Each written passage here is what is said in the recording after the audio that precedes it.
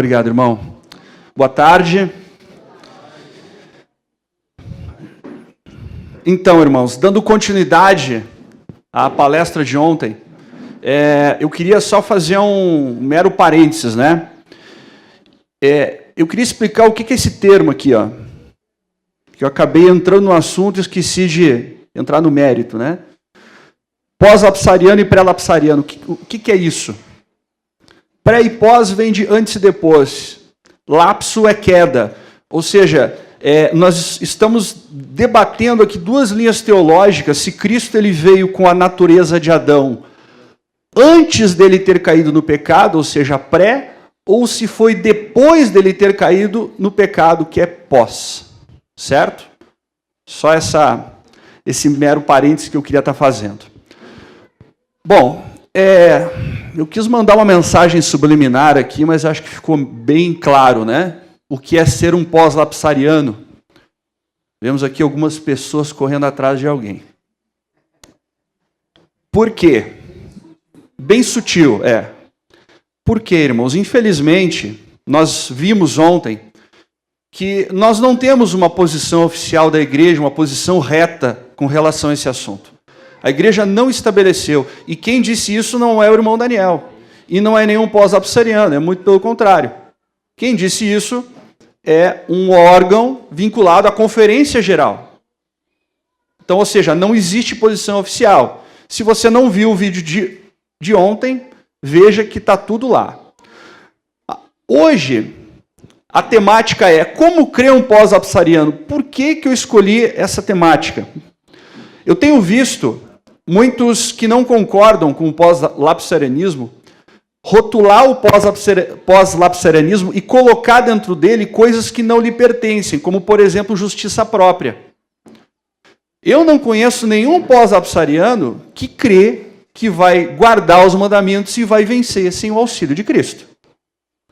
Infelizmente, essas pessoas, nós, somos mal compreendidos. Então, a palestra de hoje é para isso, é para esclarecer, para deixar um vídeo gravado, como crer um pós-lapsariano. Como eu disse ontem, eu não sou a maior autoridade no assunto, eu fui trabalhando em cima daquilo que o Senhor tem me mostrado, mas talvez tenha aqui algum ponto, algum tópico que não foi passado, mas que futuramente a gente também pode estar passando. Vamos lá. Ponto A. Como crer um pós-lapsariano?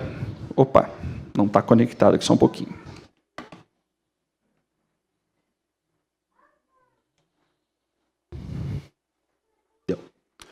Primeiro ponto.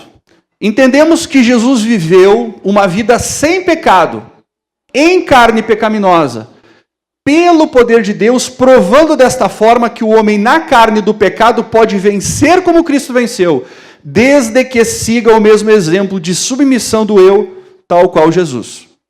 Esse é o primeiro ponto. Nós cremos sim que podemos vencer como Cristo venceu, desde que sigamos seu exemplo. Nunca justiça própria.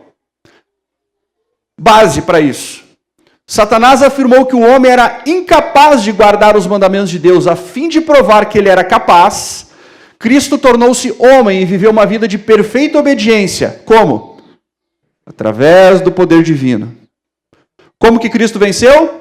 Pelo poder divino. Poder de Deus. Todo aquele que se entrega à cruz de Cristo, à graça, também pode vencer como ele venceu, se buscar poder do céu. Tomando sobre si a natureza humana em seu estado decaído, Cristo não participou no mínimo que fosse do seu pecado. Ele era sujeito às debilidades e fraquezas que atribulam o homem, para que se cumprisse o que fora dito pelo profeta Isaías, que diz: ele tomou sobre si as nossas enfermidades e levou as nossas doenças. Ele foi tocado com a sensação de nossas fraquezas e em tudo foi tentado como nós. Todavia, não conheceu pecado. A vitória de Cristo foi como? Através do poder divino. E ele estava como em seu estado? Decaído. Se você lembrar ontem na palestra, o próprio George Knight, ele afirma que a irmã White cria e ensinava dessa forma. Que Cristo veio em seu estado decaído. Item B. Jesus veio nos mostrar o que podemos ser e tudo o que podemos alcançar caso sigamos suas pisadas. A humanidade deve copiar o modelo. Cristo, por seu exemplo, tornou evidente. Ou seja, ele mostrou, meus filhos, eu venci assim. Logo, por consequência lógica, quem seguir os meus caminhos, os meus passos, vai também vencer. Ele tornou evidente que o homem pode permanecer íntegro. É possível aos homens ter poder para resistir ao mal. Poder que nem a terra, nem a morte, nem o inferno conseguem dominar. Irmãos, vocês têm noção do tamanho de poder que Deus está disposto a nos disponibilizar caso nós queiramos enfrentar o mal? Poder que os colocará onde alcancem, vencer como Cristo venceu. Neles pode combinar-se a divindade e a humanidade. Há um tempo atrás, eu fiz uma busca nos escritos de Ellen White, procurando todo o texto que falava de vencer como Cristo venceu. Numa primeira pesquisa, eu achei 118 textos. Aí o irmão Alan, fez uma triagem e ele tirou todos os textos repetidos. Então nós encontramos hoje 60 textos. 60, irmãos. Textos que nos dizem que nós devemos vencer como? Nenhum texto de vencer porque Jesus venceu. Vencer porque Jesus venceu é evangélico. Vencer como Jesus venceu é bíblico e adventista do sétimo dia. Neles pode combinar-se a divindade e a humanidade. Uma pequena entrevista. Irmão White, Satanás pode fazer alguém pecar? É obra de Satanás tentá-los, mas submeter-se a ele depende de vocês. Não há desculpa para o pecado. Embora não houvesse nenhuma mancha de pecado em seu caráter, ele condescendeu em ligar a nossa decaída natureza humana com sua divindade. Tomando assim a natureza humana, ele honrou a humanidade. Tendo assumido nossa natureza decaída, ele demonstrou que ela poderia tornar-se pela aceitação da ampla provisão que fizera para ela, tornando-se participante da natureza divina. Cristo, ele vem e ele mostra, meus filhos, se vocês quiserem vencer o pecado, vocês podem tornar-se participante da natureza divina. Isso vai lhes dar o que? Vitória sobre o pecado. Está claro até aqui? O poder que repousou sobre ele veio diretamente do Pai e não devia exercê-lo em seu próprio benefício. Com este longo jejum inseriu-se em sua experiência uma força e poder que só Deus podia dar. Ele enfrentou e repeliu o inimigo na força de um assim diz o Senhor. Não só de pão viverá o homem, disse ele, mas de toda a palavra que procede da boca de Deus. É o privilégio de todos os tentados da terra ter essa força. Amém? Deus seja louvado. Terceiro item. Jesus, embora sendo 100% divino, nunca usou nenhum dos seus poderes em proveito próprio ou para lutar contra o pecado. Unicamente pelo poder divino ele pôde obter vitória. 1 João 5,4, porque todo que é nascido de Deus vence o mundo, e esta é a vitória que vence o mundo. Ou seja, nós cremos que Cristo ele era 100% divino e 100% humano, mas ele, por ser divino, ele nunca usou nenhum de seus poderes em proveito próprio. Por que isso é importante salientar? Porque nós temos algumas linhas de pensamento que dão a entender que Cristo usou seus poderes, de alguma forma. Alguns usam aquele texto, né, na qual Cristo ele está indo para curar a filha de Lázaro e vem aquela mulher com sangramento, e quando ela toca Jesus, ele sente poder saindo dela. Está vendo? Aqui é uma prova... saindo dele. Aqui é uma prova de que tinha poder que estava saindo dele. Agora eu pergunto para vocês, nós já não tivemos algum caso na Bíblia de alguém que foi curado com a sombra de um apóstolo? Temos ou não? com lenço, com a sombra, né? E quando os apóstolos, eles estavam recebendo, né, as ofertas, e Pedro, ele soube, né, que Safira e Ananias estavam retendo metade. Será que Pedro, ele tinha uma telepatia e ele conseguiu ler na mente das pessoas? Não, porque o mesmo poder, que é o Espírito Santo, esse era o poder que estava sendo usado naquele momento, não era poder divino. Jesus não revelou qualidades, nem exerceu poderes que os homens não possam possuir mediante a fé nele. Sua perfeita humanidade é a que todos os seus seguidores podem possuir. Se, bem grande, forem sujeitos à vontade de Deus como ele foi. Então, por favor, não falem mais que nós pensamos em justiça própria. Não digam que nós estamos buscando uma salvação por méritos ou por obras, porque eu não conheço ninguém. Eu não vivo isso. Eu não ensino isso. Toda vitória proveniente que qualquer pessoa na terra possa ter é pelo poder de Deus. Não precisamos classificar a obediência de Cristo por si mesma como alguma coisa para a qual ele estava particularmente adaptado por sua especial natureza divina. Ah, Jesus venceu isso, mas ele era Jesus. Ah, mas Jesus, ele conseguiu fazer isso porque ele era Deus. Não. Coisa alguma a qual ele se achava particularmente adaptado, ele nunca se utilizou de seus poderes divinos. Se Cristo possuísse um poder especial que o homem não tem o privilégio de possuir, Satanás ter se aproveitado desse fato. A obra de Cristo era tirar das reivindicações de Satanás o seu domínio sobre o homem. E só podia fazê-lo da maneira como ele veio, como homem, tentado como homem, emprestando a obediência de um homem. Cristo tinha algum tipo de poder especial? Ele usou algum tipo de poder especial? Porque se ele tivesse algum tipo de poder especial, ele também não pode ser o meu Salvador. Exatamente, meu Salvador e modelo. Não pode.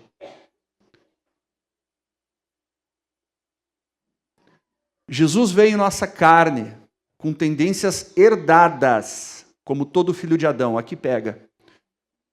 Aqui é o ponto que mais pega. Aqui é o ponto onde mais assim tem divergência, tem não aceitação. E eu confesso, para mim foi muito difícil aceitar isso. Muito difícil. Mas é como eu disse ontem, eu faço uma pergunta. O fato de Cristo descer mais e mais para salvar a raça caída, desvaloriza ou valoriza o seu amor e a sua obra? Valoriza. Quando eu entendi isso, eu pude entender que ele não mediria nenhum esforço para salvar o nosso mundo. Nenhum. Vamos lá. Vindo como ele veio, como homem, para enfrentar e estar sujeito a, com todas as más tendências às quais o homem é herdeiro, operando em toda concebível maneira para destruir sua fé, ele fez possível para si, mesmo ser esbofeteado por agentes humanos inspirados por Satanás, o rebelde que o havia expulso do céu. Carta K303. Essa é a carta que a irmã White escreveu para Kellogg, que foi encontrada recentemente. Quando nós falamos que Cristo veio com más tendências, geralmente as pessoas entendem que ele veio como um pecador, como um bêbado, como um promíscuo. Não é nesse sentido. Deixa eu fazer uma pergunta para vocês. Se eu falar para vocês assim, ó, irmãos, eu tenho uma arma em casa. Vocês acham que eu já matei alguém? Eu estou dizendo que eu já matei alguém? Não? Ou sim? Eu tenho uma arma em casa. Nós, quando nascemos, é como se nós nascêssemos com uma arma carregada.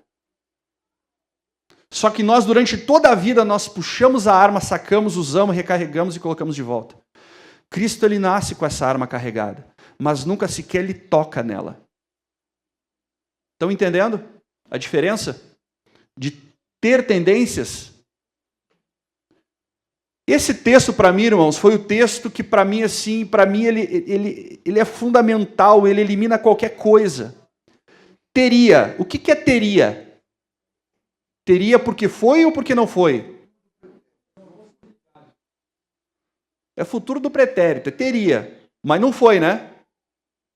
Teria sido uma quase infinita humilhação para o Filho de Deus revestir-se da natureza humana, mesmo quando Adão permanecia em seu estado de inocência no Éden. Teria porque não foi. Ou seja, aqui já está dizendo que ele não se revestiu como Adão no seu estado de inocência no Éden. Mas Jesus aceitou a humanidade quando a raça havia sido enfraquecida por quanto tempo? 4.000 anos de pecado. Ele não veio com 2 minutos, 1 minuto, 3 minutos depois da queda. Ele veio com 4.000 anos de pecado. E como qualquer filho de Adão, quem aqui que é filho de Adão? Como qualquer filho de Adão, aceitou os resultados da operação da grande lei da hereditariedade. O que é isso? O que estes resultados foram manifesta-se na história de seus ancestrais terrestres. Quem foram os ancestrais de Jesus? Quem? Raabe, Davi, quem mais? Quem? Manassés, quem mais? Quem mais, irmãos? Hã? Sim. Todos. Esses resultados manifestam-se na história de seus ancestrais. Veio com essa hereditariedade para partilhar de nossas dores e tentações e dar-nos o exemplo de uma vida impecável. Voltando a ontem, aquilo que nós falamos ontem, ser tentado é pecado? Então, se ele viesse com tentações herdadas e sofresse essas tentações, mas pelo poder de Deus não pecasse, teria algum problema? Teria algum problema ou não? Óbvio que não. Por isso que os conceitos de ontem, eles são fundamentais, conceito de pecado. Eu não posso entender que pecado é natureza, porque se for natureza, a gente tem que rasgar esse texto. Se ter uma natureza pecaminosa for pecado, então nós temos que rasgar esse texto. Porque esse texto está dizendo que ele veio com a hereditariedade de seus antepassados. E aí que está a beleza do plano da salvação. Ele foi feito semelhante aos irmãos com as mesmas suscetibilidades, ou seja, propensões mentais e físicas. Tempo atrás eu estava conversando com o irmão e ele estava brigando comigo que suscetibilidade não é propensão. Aí eu entrei no dicionário e mostrei para ele que uma das definições, um dos sinônimos é. Aí ele disse para mim assim, irmão, mas se você colocar propensão sinônimo, não aparece suscetibilidade. Falei, irmão, aí não tem muito o que fazer, né? Ele foi feito semelhante aos irmãos, com as mesmas propensões mentais e físicas. Por quê, irmãos? Por que isso é possível? E eu vou voltar à fita. Porque ser tentado não é pecado. Ser tentado não é pecado. Por isso que ele podia vir com isso. O segundo Adão. Muitos fazem o raciocínio assim. Como era o primeiro Adão? Era santo e perfeito. Logo, o segundo Adão é santo e perfeito. Resolvido o problema. É assim que muitos fazem. Só que o termo, o primeiro Adão e segundo Adão, não está ligado a ser santo ou não. Olha só. Adão ele teve 3 naturezas. Vamos ver se vocês concordam. A primeira foi uma natureza glorificada, quando ele antes do pecado. Certinho? Tudo bem? Ímpia. Depois do pecado, antes da justificação, quando ele caiu em pecado, ele tinha agora uma natureza caída. Certo ou não? E a terceira natureza, do homem nascido de novo, o qual recebeu pela graça de Cristo justificação, e a manteve pela comunhão e submissão, pelo morrer diário do próprio eu, crescendo na fé, santificação. Sim ou não? Adão, ele teve 3 naturezas. Nós cremos, nós, os pós-apsarianos, cremos, tá? Que Jesus veio com a natureza número 3. Nem com a 1 nem a 2, Parece-me que muitas pessoas imaginam que cremos que Jesus veio com a dois. Quando nós falamos que somos pós-lapsarianos, então você pensa que ele veio com um pecador degradado. Não. O que é um grave erro. Nem com a natureza 1 de Adão, porque se assim fosse, ele nem morrer conseguiria. E não precisaria passar noites em oração em busca de força do alto. Cristo, no ermo deserto, não se achava em posição tão favorável para resistir às tentações de Satanás. E como Adão, quando foi tentado no Éden, o Filho de Deus humilhou-se, tomou a natureza humana, depois de haver a raça vagueado 4.000 anos fora do Éden, do seu estado original de pureza e retidão. O pecado tinha imposto seus terríveis estigmas ao gênero humano por séculos, e a degenerescência física, mental e moral. O que ela está dizendo aqui? Que esse era o estado em que a humanidade se encontrava quando Cristo tomou a posição de homem. Mas ele não pode ter vindo com algum problema moral. Bom, então ele não serviria para ser meu exemplo e modelo, porque ele veio com uma defesa. Em que contraste se acha o segundo Adão, agora Cristo, ao adentrar o sombrio deserto para sozinho lutar com Satanás, desde a queda o gênero humano estivera a decrescer em tamanho e força física, baixando para mais e mais na escala do valor moral, até o período do advento de Cristo na terra. E para elevar o homem caído, precisava Cristo alcançá-lo aonde se achava. Assumiu a natureza humana e arcou com as fraquezas e degenerescências da raça. Ele que não conhecia pecado, tornou-se pecado por nós. Humilhou-se até as mais baixas profundezas da miséria humana, a fim de que pudesse estar habilitado a alcançar o homem e tirá-lo da degradação na qual o pecado lançara.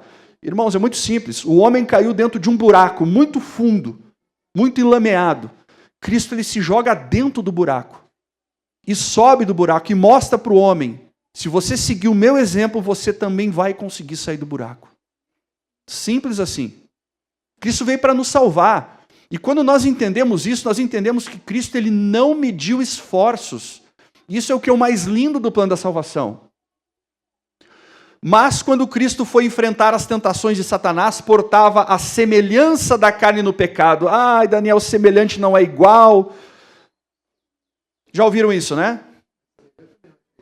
Semelhante também não é diferente. Eu fico pensando, né? Se a intenção do apóstolo, né, quando ele escreve, né, com relação à semelhança da carne, que é isso aqui, Romanos 8,3, portanto, o que era impossível à lei, visto como enfermo pela carne, Deus enviando o seu Filho em semelhança da carne do pecado, pelo pecado condenou o pecado na carne. Se ele quisesse falar algo diferente, ele teria dito que ele veio na semelhança da carne de Adão. Não era mais fácil? Do que você pegar uma palavra isolada e fazer um tratado de teologia, um bloqueio sistemático. Agora, eu quero fazer um convite para vocês. Tá? É um convite. Será que a nossa posição ela fala algo com relação a isso? Será que o nosso tratado de teologia fala com relação a essa palavra semelhança? Vamos dar uma olhadinha? Eu gosto muito, do nosso comentário bíblico adventista. Tem em casa, recomendo que tenham, se você puder. Olha só.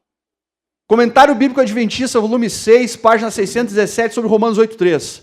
O propósito de Paulo nesta passagem é explicar que o cristão pode ter vitória presente sobre o pecado. Uau! Ou eu estou lendo errado, ou esse tratado está muito perfeccionista. Irmãos, nós temos que entender o que é a posição da igreja e o que é a posição de homens. Eu não tenho nada contra quem estuda, eu tenho contra, sim, pessoas que querem impor uma coisa goela abaixo em membros. Oi? Exatamente, que é uma opinião particular. Mas toda a igreja. Não é toda a igreja. Não é. Eu sou membro e não estou. E eu não concordo. A lei foi impotente para lhe dar essa vitória, mas Deus, enviando o seu Filho, já tornou possível o poder necessário. Cristo veio não só para assumir a penalidade do pecado, mas também para destruir seu domínio e removê-lo da vida de seus seguidores. Amém? Que bênção, irmãos! Quer dizer então que a nossa igreja pensa assim também? Uau! Esse amplo propósito de sua missão pode estar incluído nas palavras e no tocante ao pecado. Ele veio, o que está escrito aqui? Solucionar o problema do pecado por meio da expiação e da destruição do poder do pecado. Assim ele justifica e santifica as vítimas do pecado. Tá claro? Tem que desenhar? Precisa desenhar em 3D? Tá claro? Em nenhum momento aqui no comentário fala, mas semelhante não é igual, mas veja bem a semelhança. Nem se fala isso. Chega a ser uma perda de tempo ficar em cima ficar em cima dessa única palavra. Essa condenação, essa condenação ao pecado efetuada pela vida e morte de Cristo também significa a destruição do poder maligno do pecado sobre o crente. Unido a Cristo em sua morte, o crente renasce com ele em novidade de vida no Espírito. Ainda o comentário. Cristo enfrentou, venceu e condenou o pecado aonde? No campo em que este já havia exercido o seu domínio e senhorio. A carne, contexto de antigos triunfos do pecado, então se tornou o palco de sua derrota e expulsão. Esse é o comentário com relação a Romanos 8,3. Não tem nenhum tratado de português falando da semelhança, que a semelhante não é igual. Hã? Tem aqui no Brasil, série Logos. É. Ah. Tem que vir um novo comentário? Pois é, né? Olha só, irmãos, eu fiquei sabendo, não sei se é verdade, que até o nosso sinário, né, estão pensando em reformar, né? Já tem comissão? Então tá, eu vou ficar com o meu antigo, tá? Só para já deixar claro, tá? Não, eu vou ficar com o meu. O meu tá lá, guardadinho, entendeu? Misericórdia. Jesus podia ceder à tentação? Não, veja bem, ele é Deus, né? Deus não pode ser tentado. Hebreus 4,15, porque não temos um sumo sacerdote que não possa compadecer-se de nossas fraquezas, porém, um que, como nós, em tudo foi tentado, mas sem pecado. Nisto cremos. A questão básica subjacente às nossas tentações é a questão de sujeitar-se ou não à vontade de Deus.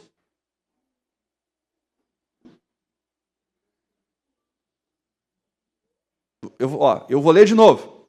A questão básica, subjacente a todas as tentações, é a questão de sujeitar-se ou não à vontade de Deus. Simples. É pecado se o quê? Eu recebo a tentação, estou sendo tentado, mas se eu atendo à tentação, aí consuma o pecado. Agora, se eu sou tentado e eu digo não, eu digo, Senhor, eu reclamo agora as tuas promessas divinas, vem e salva-me. O que vocês acham que o céu vai fazer? Tem uns que acham que não.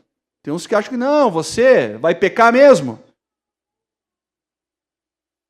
Eu ouvi uma vez um comentário dizendo assim, quantos de nós consegue guardar 100% o mandamento não adulterarás? Ninguém. Porque se você não peca mentalmente, porque se você não peca fisicamente, você pega mentalmente. Eu não sei, mas se eu fosse a esposa dessa pessoa que falou isso, eu já ia chegar em casa já apanhando. Porque está dizendo que não consegue ver uma mulher sem ter um desejo pecaminoso. Estão entendendo o problema? Nos sucessivos encontros que manteve com a tentação, Jesus sempre demonstrou sua mais completa sujeição a Deus. É apenas ligado com Deus. Eu sou a videira, vocês são os ramos. Apenas ligados em mim darão? É simples, a matemática é simples. Quer ter fruto, quer ter vitória sobre o pecado? Consagração, entrega constante. É o tripé da vida cristã. É estudo, oração e testemunho. Se você não tiver um deles, você cai. E daí você realmente não vai suportar a tentação. Através de contínua dependência em relação ao divino poder, resistiu às mais ferozes tentações, mesmo sendo ele plenamente humano. Uau! Página 64. Pergunta: poderia Cristo pecar? Os cristãos divergem no tocante à possibilidade de Cristo pecar. Concordamos. Quem que concordamos? A Igreja Adventista do Sétimo Dia. Os cristãos, todos. Mas nós, adventistas do sétimo dia, concordamos com o Philip Scaff, que afirma: houvesse ele sido dotado desde o princípio com absoluta impecabilidade, ou seja, sem a possibilidade nenhuma de pecar, ou com a impossibilidade de pecar, não poderia haver se tornado verdadeiramente homem, tampouco poderia constituir um modelo que devemos imitar. Sua santidade, em vez de representar um ato adquirido por ele próprio e por méritos inerentes, teria sido um dom acidental recebido de fora, e suas tentações seriam uma representação teatral desprovida de realidade. Cristo podia pecar? Podia cair? Podia. Não sou nem eu que estou dizendo. O Nisto Cremos fala isso. Será que só o Nisto Cremos fala isso? Como que era a mente de Cristo, irmãos? Isso que nós temos que entender. Será que era uma mente como a nossa? Será que ele ficava perdendo tempo com bobagens? Será que o foco dele estava em criar uma empresa, em, sei lá, qualquer coisa? Diversão? Jogar futebol? E assim vai. A mente de Cristo, irmãos, ela vivia conectada com Deus. Ele e o Pai eram um. Eles viviam conectados. Ele vivia em oração constante. O Espírito de Profecia fala que após um dia longo de peregrinações, de trabalho, de curas, ele ia para locais isolados para orar. Ele orava mais pelos outros do que por si. Vivia em constante oração. Essa era a mente de Cristo. Mensagem escolhida 3. Como Deus, ele não podia ser tentado, mas como homem podia sê-lo, e isso fortemente, e podia ceder às tentações. O próprio Espírito Santo está dizendo isso. Cristo podia ceder às tentações. Sua natureza humana teria de passar pela mesma prova e provação que Adão e Eva. Sua natureza humana foi criada, ela nem sequer possuía poderes angélicos, era humana, idêntica à nossa. Antes era semelhante, agora idêntico. Ele estava transpondo o terreno que Adão caiu. Achava-se agora no ponto em que, se resistisse à prova e provação em favor da raça decaída, redimiria o ignominioso fracasso e queda de Adão em nossa própria humanidade. Está claro? Tenho recebido cartas, pessoas ficavam apavoradas com as declarações da irmã White. Irmão White, mas ele não podia ser homem, porque senão ele não dá. Tenho recebido cartas afirmando que Cristo não podia ter tido a mesma natureza que o homem, pois nesse caso teria caído sob tentações semelhantes. Se não possuísse natureza humana, não poderia ter sido exemplo nosso. É isso que nós cremos. Se ele não viesse como nós somos, ele não poderia ser meu exemplo. É como se, por exemplo, assim, eu vi uma vez esse exemplo, eu achei fantástico. Pensem o seguinte, que o super-homem entrasse voando. Claro que não existe super-homem, né? O super-homem entrasse voando aqui, parasse aqui na frente, colocasse 2 mãos, venham e sigam-me, e saísse voando. Dá para seguir o super-homem voando? Óbvio que não. Uma que ele não existe. Mas caso existisse, quando nós falamos que Cristo ele tinha a mente de Adão, e depois nós vamos estar falando sobre isso, tá? Mas você está colocando um poder especial para Cristo que nós não temos. Então ele não serviria como exemplo nosso. Se não lhe tivesse sido possível ceder à tentação, não poderia ser nosso auxiliador. Sua tentação e vitória nos dizem que a humanidade deve copiar o modelo, deve o homem tornar-se participante da natureza divina. Nós devemos copiar o modelo. O que é copiar um modelo, irmãos? É seguir fazendo o que ele fez. Jesus veio para nos dar poder para vencer o pecado mesmo em carne pecaminosa.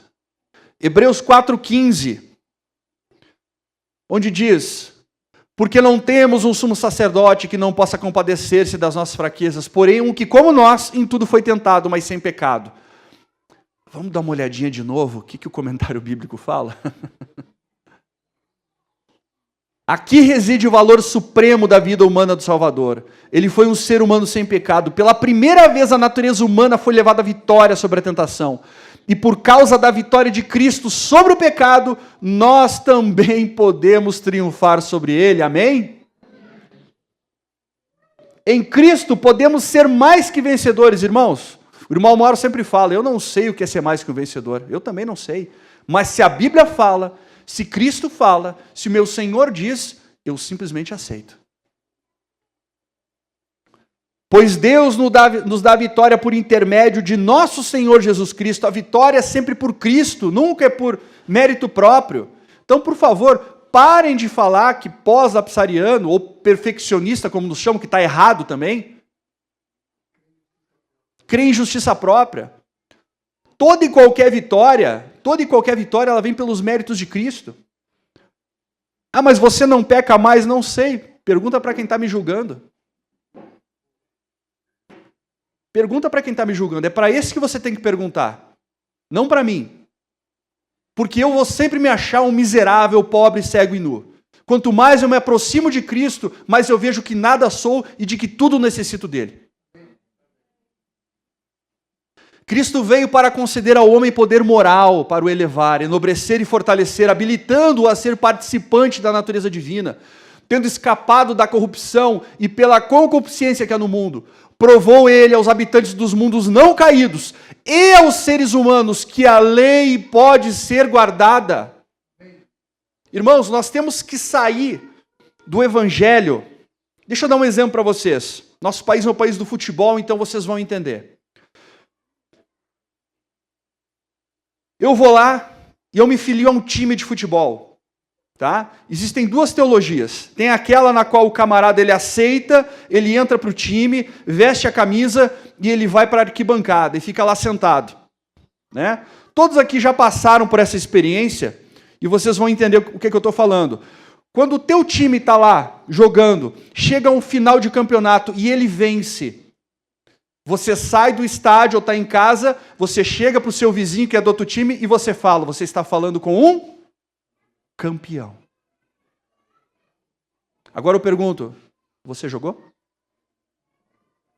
Você jogou ou não? Quem jogou?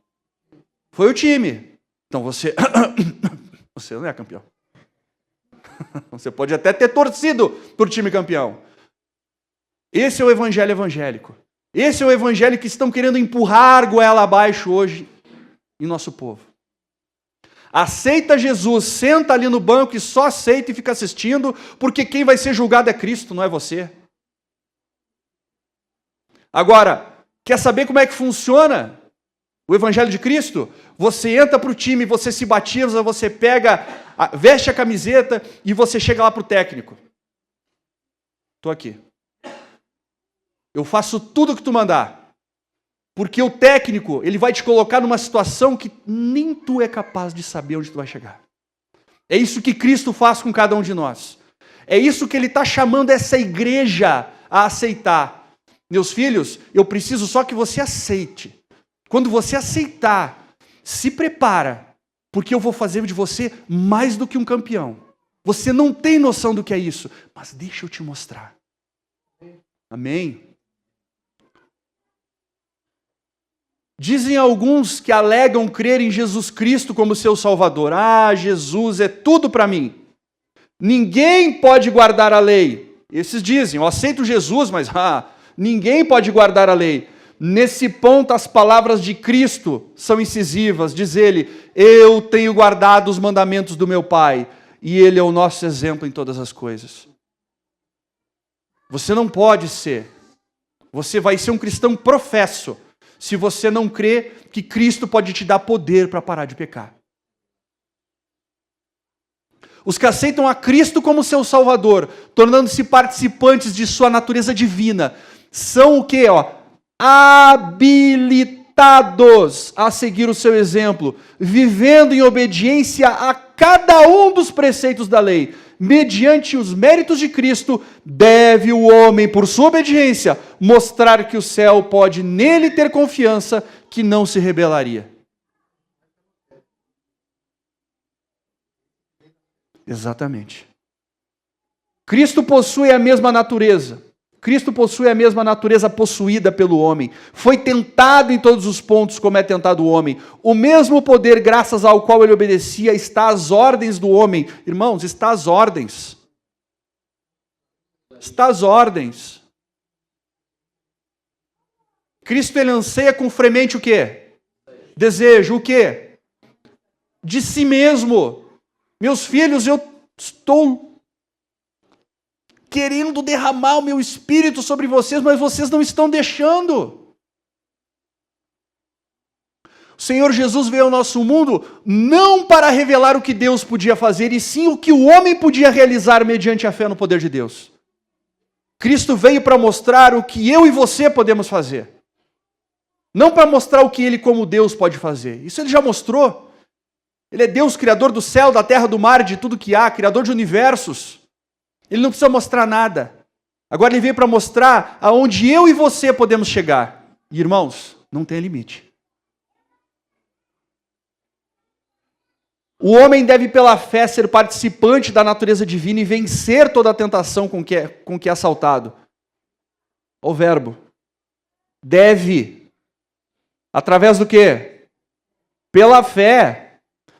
É crer na promessa, é aceitar a promessa. Eu não consigo ver a vitória, eu olho para mim, eu não consigo ver como eu possa ser salvo, mas eu creio que Cristo ele tem plena e total condição de me transformar em uma nova criatura. O Senhor requer agora, irmãos, olha o verbo, ele não é um conselho, não é uma sugestão, requer agora que todo filho e filha de Adão, pela fé em Jesus Cristo, o sirva na natureza humana que temos. Não é na glorificação, é agora. Sério? Quem disse? Manda aumentar os ponteiros. Né? Jesus criança. O entendimento mais favorável é que por causa do nascimento sobrenatural de Cristo, mediante o Espírito Santo, ele nasceu como nós quando renascidos. Porque o poder do Espírito Santo dirigir a sua vida desde o nascimento, ele não desenvolveu paixões de hábitos pecaminosos ou padrões, desculpa. É que já me mostraram os 10 minutos, aí eu já fiquei apavorado. Ele não desenvolveu padrões de hábitos pecaminosos ou propensões que nós desenvolvemos desde o nascimento. Repara na seguinte citação de Ellen White. Cristo uniu a sua natureza divina com a humanidade para nos mostrar que Deus deseja uma união mais íntima com Ele.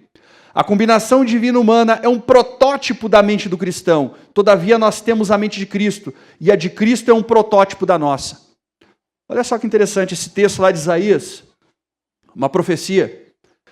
Manteiga e mel comerá, quando ele souber rejeitar o mal e escolher o bem. Na verdade, antes que este menino saiba o mal e escolher o bem, então quer dizer que tem algum momento da infância da criança em que ela não consegue, ela não tem capacidade para rejeitar o mal ou o bem. A terra, não.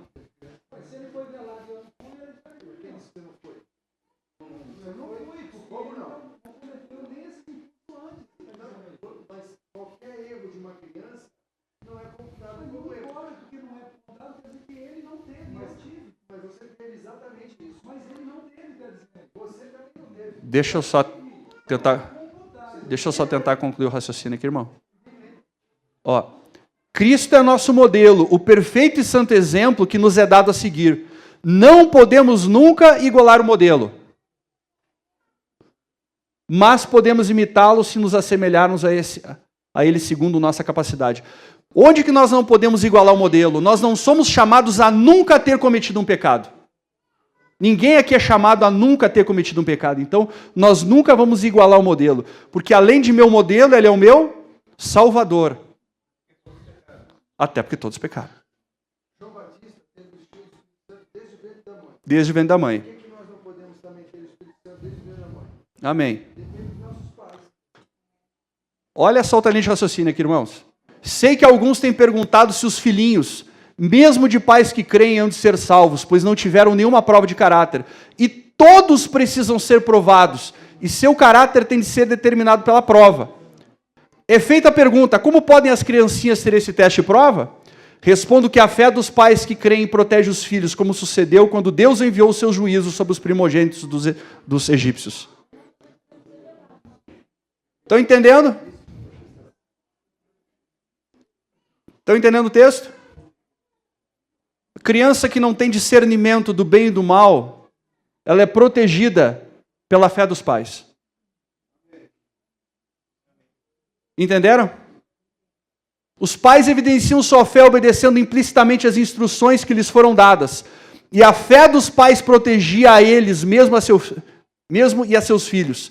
Eles manifestavam sua fé em Jesus. O grande sacrifício, quando o sangue era prefigurado no cordeiro imolado. O anjo destruidor passava por toda a casa que continha esse sinal. Isso é um símbolo para mostrar que a fé dos pais se estende a seus filhos e os protege do anjo destruidor. A fé dos pais protege os filhos que ainda não sabem discernir o bem e o mal. Irmãos, assim, é como disse o irmão Mauro, esse assunto ele vai ser estudado pela eternidade. A gente não tem condição de entender nos seus mínimos detalhes como que foi a encarnação de Cristo. É muita prepotência nossa querer entender isso.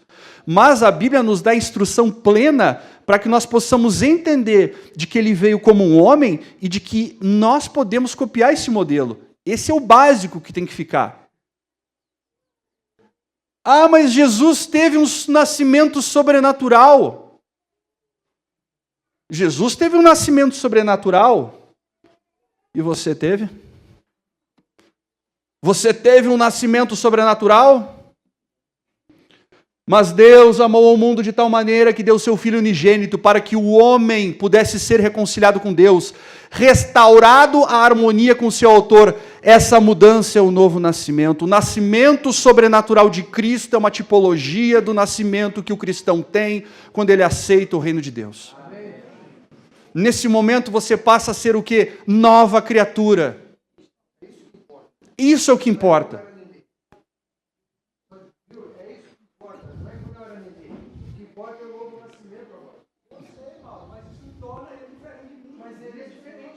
Mas ele é diferente.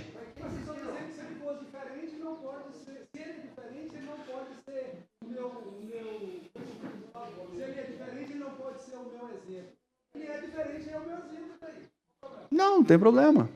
Ó. A transformação do coração pela qual nos tornamos filhos de Deus é chamada na Bíblia de novo nascimento.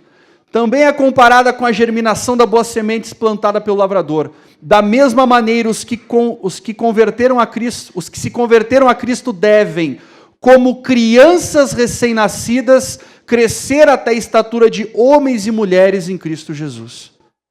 Isso é o que importa. Cristo teve um nascimento sobrenatural. Irmã, nós vamos abrir para perguntas depois, porque eu já estou com o tempo esguelado já. Não dá para perguntar.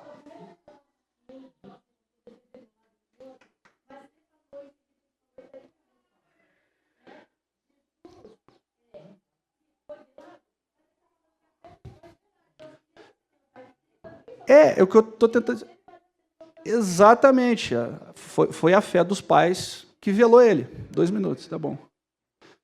Vamos lá. Entendemos que Jesus não veio com a natureza espiritual de Adão por natureza, mas sim por escolha. Leiam bem.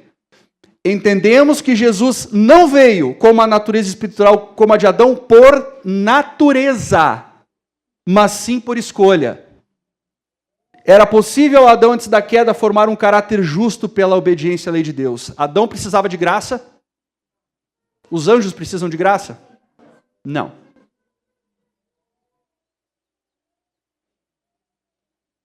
Aqui, ó. A fim de conceder esperança ao homem e salvá-lo da ruína completa, humilhou-se, tomando a natureza do homem para que, com seu poder divino combinado com o humano, pudesse ele alcançar o homem onde se acha. Obtém ele para os filhos caídos e filhas de Adão aquela força que é impossível obterem a eles por si mesmos, a fim de que, em seu nome, possam vencer as tentações de Satanás. Houve uma escolha.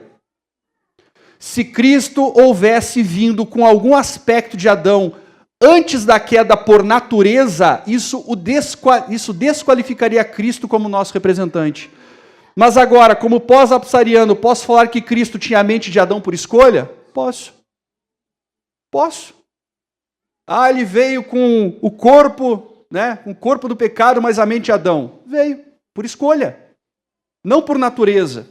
A escolha foi feita no céu. A mesma escolha que podemos ter. Nós escolhemos o quê? A quem servir. Entendemos que uma ideia equivocada sobre a natureza de Jesus nos levará a uma conclusão errônea sobre a sua humanidade e, por consequência, a sua obra. Em nossas conclusões, cometemos poucos erros, devido às nossas ideias errôneas acerca da natureza humana de nosso Senhor. Quando atribuímos à sua natureza humana um poder que não é possível que o homem tenha em seus conflitos com Satanás, destruímos a inteireza de sua humanidade. Jesus venceu porque ele era Deus. Quando eu faço isso, eu estou destruindo a inteireza da humanidade de Cristo. Ele concede sua graça e poder imputados a todos os que o aceitam pela fé. A obediência de Cristo a seu Pai era a mesma obediência que é requerida do homem, a mesma. A luta de Cristo era interna. Pai, se possível, passa de mim esse cálice. Contudo, não seja como eu quero, mas sim como tu queres. Porque eu desci do céu não para fazer a minha própria vontade, mas a vontade daquele que me enviou. Porque Cristo não agradou a si mesmo. Qual a consequência? Se aquela escada houvesse deixado de chegar à terra por um único degrau que fosse, teríamos ficado perdidos. Se Cristo deixasse de tocar, de ser semelhante ao homem em algum detalhe, nós teríamos ficado perdidos. Mas Cristo vem ter conosco onde nos achamos, tomou a nossa natureza e venceu. Agora, por sua divindade, firma-se ao trono do céu, ao passo que pela sua humanidade se liga a nós. Manda-nos que, pela fé nele, atinjamos a glória do caráter de Deus. Portanto, devemos ser perfeitos, assim como é perfeito o nosso Pai, o vosso Pai que está nos céus. Qual a finalidade? Se o espírito humano pudesse ao menos compreender. Se o espírito humano pudesse compreender. A obra de Jesus em tomar a natureza humana e o que se propõe a realizar por nós com esta sua maravilhosa condescendência. O coração dos homens se comoveria de gratidão pelo grande amor de Deus e humildemente adorariam a divina sabedoria que delineou o ministério da graça. Irmãos, quando nós entendemos o quão fundo e o quão profundo Cristo desceu para nos resgatar, isso nos eleva, isso nos traz mais para perto de Deus. Nós conseguimos entender o quão disposto Ele está a nos salvar. E isso deve o quê? Isso deve tocar o nosso coração. Por que um pré-lapsariano é tão perseguido? Isso. Por que um pós-lapsariano é tão perseguido? Ninguém precisa deixar de alcançar em sua esfera a perfeição de caráter cristão. Infelizmente, o pós-lapsariano ele é perseguido porque ele busca essa perfeição. E perfeição, infelizmente, não é uma palavra, irmão. Incomoda. Obrigado. Incomoda. A perfeição incomoda. A perfeição não é bem vista. A perfeição afasta pessoas. A perfeição diminui o contingente. Tá? Então, assim, por isso que incomoda. O Salvador mostrou, por meio de sua humanidade consumada, por uma vida de constante resistência ao mal, que, com a cooperação da divindade, e é sempre com essa cooperação, podemos, os seres humanos, alcançar nesta vida a perfeição de caráter. Irmãos, é nesta vida, não é na glorificação. A perfeição de caráter, essa é a certeza que Deus nos dá. Quem que dá a certeza? É Deus. Nos dá de que também nós podemos alcançar uma vitória completa.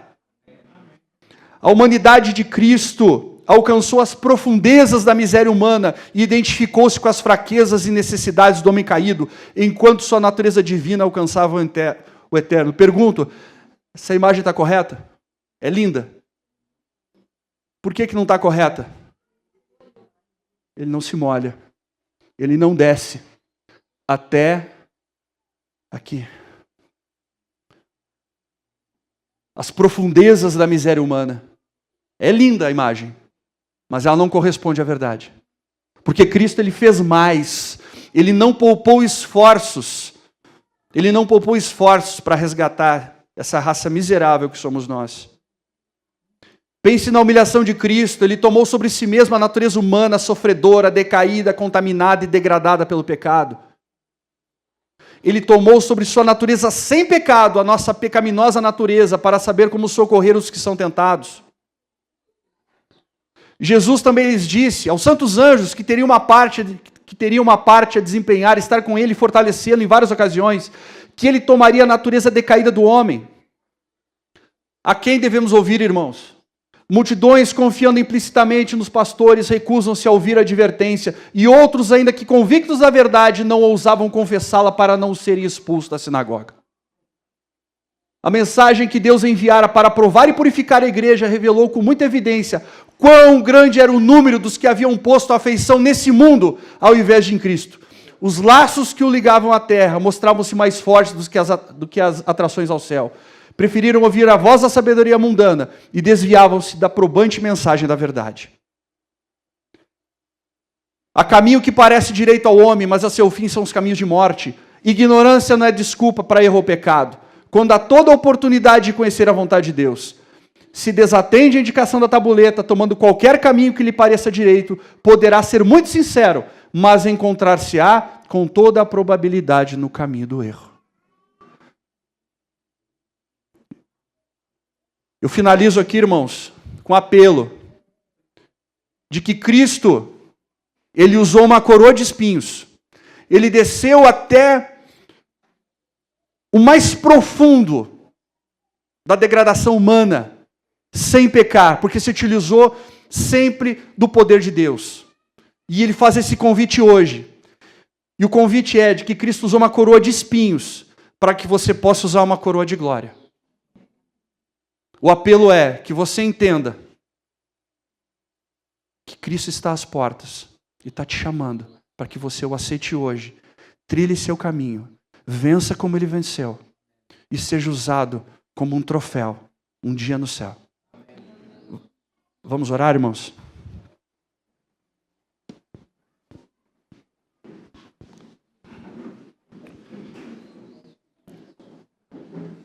Santo e amado Deus, poderoso Pai, nós te agradecemos, ó Senhor, pela graça. Te agradecemos, ó Senhor, pelo plano da salvação, pela encarnação de Cristo como homem, pela sua vida, ministério, sacrifício, morte, ressurreição, ascensão ao céu e ministração no Santíssimo Celestial. Te agradecemos, ó Senhor, por tu não ter medido esforços para salvar essa raça caída. Te agradecemos, ó Senhor, por tudo que tem feito. E te pedimos perdão, ó Senhor, por não termos entregue ainda por total e completo o nosso coração. Te clamamos a Ti, ó Senhor, que nos importune, que incomode a nossa mente e o nosso coração, para que a cada dia possamos tomar decisões ao Teu lado. E que algum dia, Senhor, possamos ser levantados como troféu de glória em Tua mão. Continue abençoando esse congresso, em nome de Jesus. Amém.